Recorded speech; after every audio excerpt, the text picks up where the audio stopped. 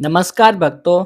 वैशाख का महीना साक्षात भगवान विष्णु का स्वरूप माना गया है। स्कंद पुराण के अनुसार जिस प्रकार विद्याओं में वेद, मंत्रों में प्रणव और वृक्षों में कल्प वृक्ष श्रेष्ठ है, उसी प्रकार सभी महीनों में वैशाख मास सर्वोत्तम है। आज के इस अध्याय में हम जानेंगे कि कैसे एक प्रतापी राजा के संकल्प ने यमराज के साम्राज्य को सूना कर दिया और कैसे वैशाख के छोटे छोटे धर्म मनुष्य को वैकुंठ का अधिकारी बना देते हैं। प्राचीन काल की बात है।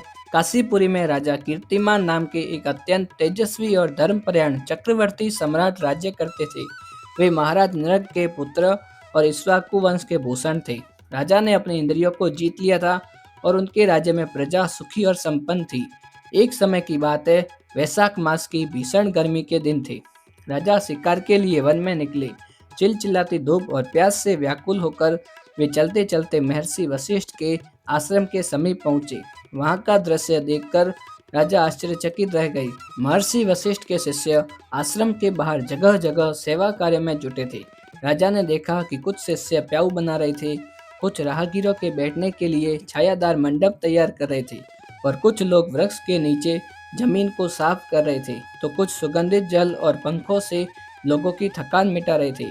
दोपहर के समय वे लोगों को छाता और संध्या के समय शीतल शरबत पिला रहे थे। राजा ने पूछा कि हे ब्राह्मण कुमारों, आप इस भीषण गर्मी में इतना कठिन परिश्रम क्यों कर रहे हैं? इन कार्यों से क्या प्राप्त होता है? शिष्यों ने विनम्रता से उत्तर दिया कि राजन, यह वैशाख मास के धर्म है, जो धर्म, अर्थ, काम और मोक्ष चारों पुरुषार्थों को देने वाले हैं। हमारे गुरुदेव वशिष्ठ जी की आज्ञा है कि इस मास में की गई जीव सेवा साक्षात श्री हरि की सेवा है। इसके फल के बारे में अधिक जानने के लिए आप भीतर जाकर महर्षि से मिले।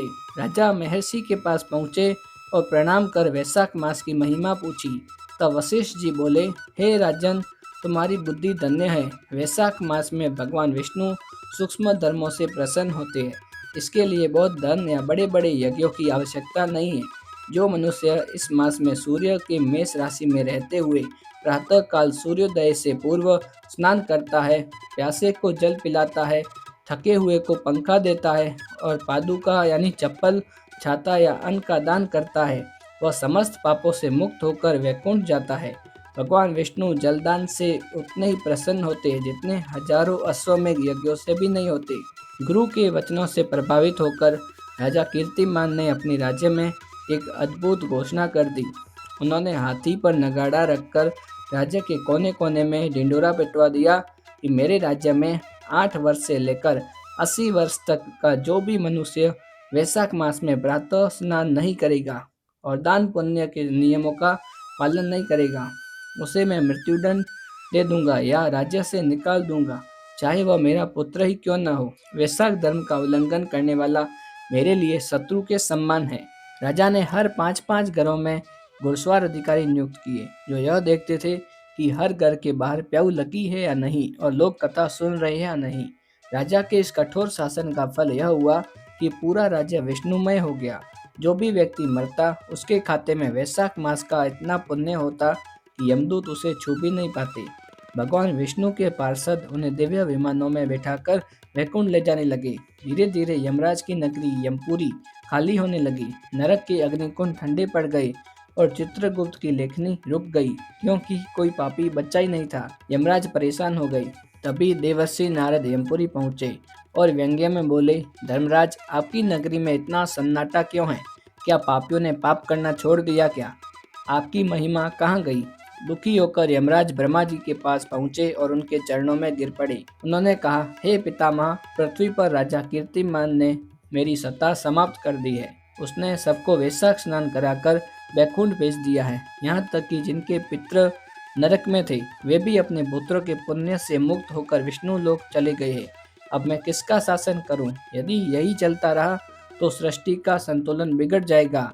यमराज की इस पुकार पर ब्रह्मा जी ने उन्हें सांत्वना देते हुए कहा, और आगे की कथा में हम जानेंगे कि कैसे भगवान विष्णु स्वयं प्रकट होकर यमराज और राजा कीर्तिमान के बीच संतुलन बनाते हैं। वैशाख मास का महात्म्य हमें सिखाता है कि भक्ति में केवल भावना नहीं, अपितु नियमों का पालन भी आवश्यक है।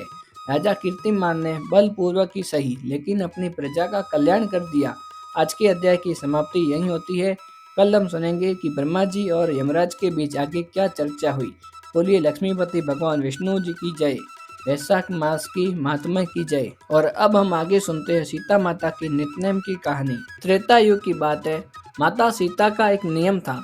वे प्रतिदिन अपने एक विशेष कहानी कहती और प्रभु श्री राम उसे बड़े ध्यान से सुनते थे। यह उनके नित्यनेम रोज का नियम का हिस्सा था। एक बार श्री राम को किसी राजकीय कार्यवश अयोध्या से बाहर जाना पड़ा। माता सीता व्याकुल हो गई। उन्होंने प्रभु से पूछा, स्वामी, मेरा तो 12 वर्ष का यह नियम है कि बिना कहानी कही और सुनाई मैं जल ग्रहण नहीं करती। अब आप जा रहे हैं तो मेरी कहानी कौन सुनेगा? मेरा नियम कैसे पूरा होगा? भगवान राम ने मुस्कुराकर कहा, सीते, तुम चिंता मत करो। तुम नगर के मुख्य कुएं की पाल पर जाकर बैठ जाना। वहाँ जो भी स्त्रियां जल भरने आए उन्हें अपनी कथा सुना देना।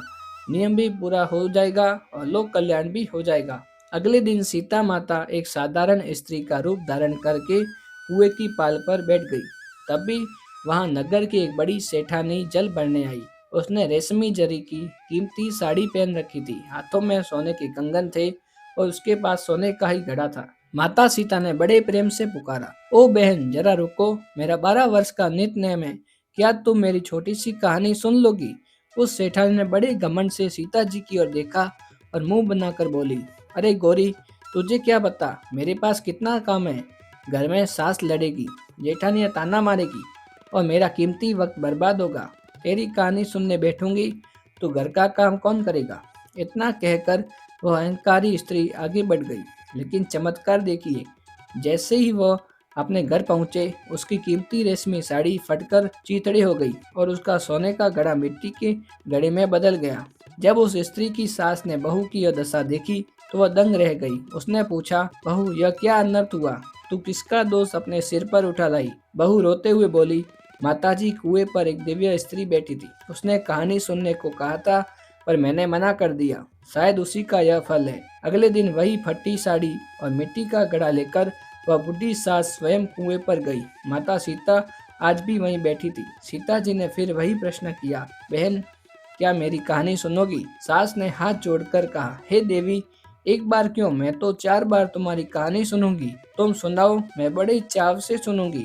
वह बुढ़ी औरत वही जमीन पर आल्टी पाल्टी मारकर बैठ गई। घड़े को सामने रखा और पूरी श्रद्धा से हुंकार भरने लगी।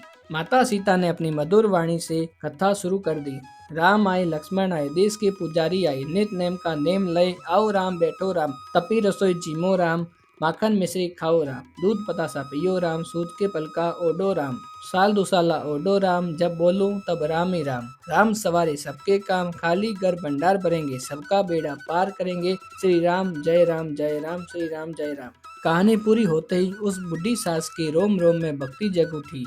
उसने कहा, बहन, तुम्हारी कहानी में तो साक्षात राम बसते हैं, मुझे और सुनाओ। माता सीता प्रसन्न हुई। जब वह सास अपने घर पहुंचे तो उसकी साड़ी फिर से रेशमी जरी की हो गई और मिट्टी का घड़ा शुद्ध सोने में बदल गया। घर में अन्न और धन का भंडार अपने आप भर गए। बहू ने जब यह देखा तो वह चरणों में गिर पड़ी। सास ने उसे समझाया, बहू, वह कोई साधारण स्त्री नहीं, साक्षात लक्ष्मी स्वरूप सीता माता थी। वे पुराने को नया कर देती है और उजड़े हुए घर को फिर से बसा देती है। देखते ही देखते पूरे नगर में माता सीता के इस नित नेम की चर्चा होने लगी। यहाँ तक कि पड़ोस की एक ईर्ष्यालु औरत जो केवल आग लेने आई थी, वह भी कहानी की महिमा सुनकर बैठ गई और कथा सुनी। माता सीता ने उस पर भी कृपा की और उसके दुख दूर कर दिए। हे माता सीता, जैसे आपने उस बुढ़ी सास और पूरे नगर के भंडार भरे, वैसे ही इस कथा को कहने वाले, सुनने वाले और हुंकार भरने वाले सभी भक्तों का भंडार भरना, सबके बिगड़े काम बनाना, घर में सुख शांति देना और अपनी कृपा सदा बनाए रखना। बोलिए राजा रामचंद्र की जय, माता जानकी की जय, लक्ष्मण जी की जय। यदि आपको यह वीडियो पसंद आया हो तो वीडियो को लाइक करें, शेयर करें और हमारे चैनल को सब्सक्राइब जरूर करें ताकि ऐसे ही पौराणिक वीडियो हम आपके लिए लेकर आ सके। मिलते हैं नेक्स्ट वीडियो में, तब तक के लिए आपका दिन शुभ रहे। जय श्री कृष्णा, राधे राधे।